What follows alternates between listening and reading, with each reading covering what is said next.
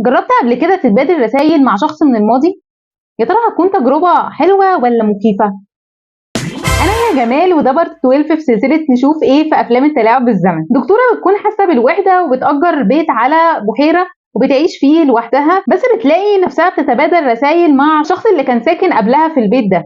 بيفضلوا يتبادلوا الرسايل ويحكوا لبعض عن حياتهم ويحبوا بعض. الفيلم اللي بتكلم عليه هو فيلم ذا ليك هاوس من إنتاج 2006 ومن بطولة ساندرا بولوك وكيانو ريفز.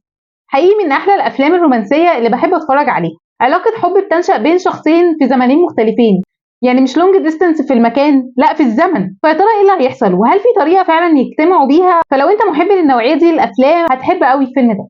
ولو عجبك الفيديو ما تنساش تعمل لايك وفولو أو سبسكرايب، وبكده تكون انتهت سلسلة نشوف ايه في أفلام التلاعب بالزمن.